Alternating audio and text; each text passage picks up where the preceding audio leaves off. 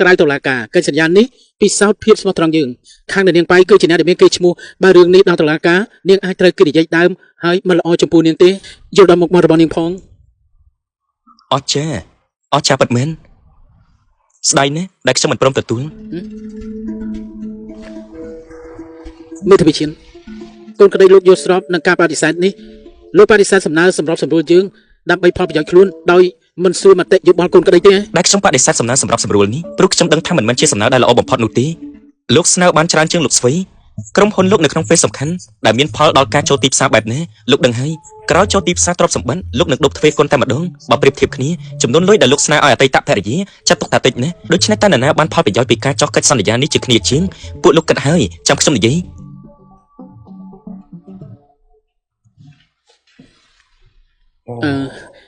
ចាំលើក្រោយនិយាយគ្នាទៀតមេធាវីឈិនអរគុណច្រើនចាំជួបគ្នាជាថ្មីត្រឡប់ទៅវិញស្រួលបួនណាបើយើងបដិសេធមុនសួរអ្នកនាងបៃស៊ឺមីងវាល្អដែរអាចមានបញ្ហាដែរទេ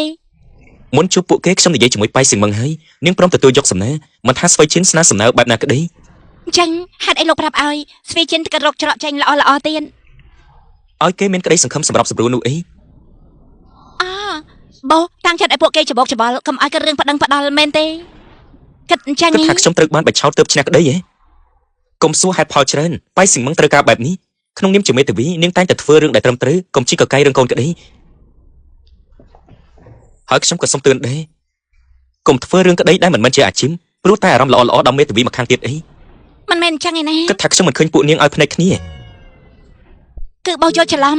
គូបៃឈីងគឺជាសិស្សច្បងនៅសាលាខ្ញុំគេរៀនបរិញ្ញាការខ្ញុំចូលឆ្នាំទី1ខ្ញុំប្រឡងច្បាប់ជាប់ដោយសារតែគាត់ជួយបង្រៀនពេលរៀនចប់គាត់ទៅបរទេសទើបយើងមិនបាននិយាយគ្នាថ្ងៃនេះជាលើកដំបូងដែលជួបក្រោយពីគាត់ត្រឡប់មកវិញពិតមែនមិនមែនដូចបោះគិតទេ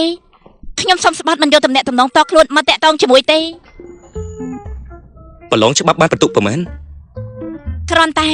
ជាប់មកល្មមគេបង្រៀនច្បាប់ឲ្យនាងតែនាងបានបន្ទុកតែប៉ុណ្្នឹងទៀបខ្លាំងពេកហើយព្រោះតែយប់មិញខ្ញុំធ្វើម្ហូបឬចំទាស់នឹងបោះមិនខានបានជាបោះធ្វើបាបខ្ញុំបែបនេះយប់នេះនាងធ្វើបានណាអូខ្ញុំ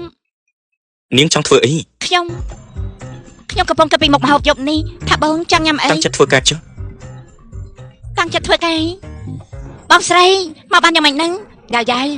មិននៅសកលបងជួបគ្រោះថ្នាក់យើងត្រូវតែមើលមិត្តភ័ក្ដិគ្មានអ្នកណាមើលគេទេផ្ញើគេពី3ថ្ងៃសិនណាខ្ញុំមែនទេតែខ្ញុំយកទេតែបងស្រីយើងត្រូវប្រញាប់ទៅរត់ភ្លើងហើយផ្ញើផងតែខ្ញុំកុំភ្លេចដាក់ម្ហូបឲ្យវាផងនេះ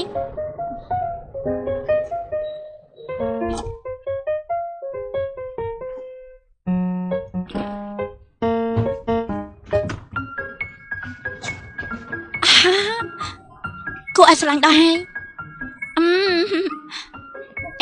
អាល្អិតពេលបងមកវិញអញហាមព្រួយលឺនេះអញឈ្មោះអីវ័យចិនធានហាមព្រុសជាដាច់ខានមកហើយនៅលើនឹងហើយហាមព្រុសជាដាច់ខាន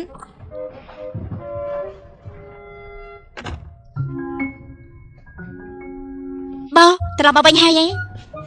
ហេតុអីផ្ទះដូចជាមានក្លិនឆ្ងាញ់អញ្ចឹងមែនទេបែរមកពីខ្ញុំទៅតែញ៉ាំតៅហ៊ូស្អុយទេដឹងហាមញ៉ាំតៅហ៊ូស្អុយនៅផ្ទះកូនឆ្កែគួរឲ្យស្រឡាញ់ម្ល៉េះការប៉ិនខ្ញុំស្រឡាញ់កូនឆ្កែនេះពួកវាខ្ជូតរស់រាយហើយស្ដាប់តាមបង្គាប់ទៀតដែលសំខាន់វាជាមិត្តពិតដែលស្មោះត្រង់សម្ព័ន្ធភាពមនុស្សនឹងឆ្កែជួរាប់ពាន់ឆ្នាំមកហើយកូនស្រីកូនក្តីខ្ញុំទៅឲ្យមកថ្ងៃនេះកុំគិតថាខ្ញុំស្រឡាញ់ឆ្កែព្រោះខ្ញុំជួអាមួយនេះចាំហុចណាស់ហាមចិញ្ចឹមឆ្កែដាច់ខានកាត់ចិត្តទៅហេតុអីឆ្កែជាមិត្តដ៏ល្អបំផុតតែមាននាងគ្មានឆ្កែមានឆ្កែគឺគ្មាននាង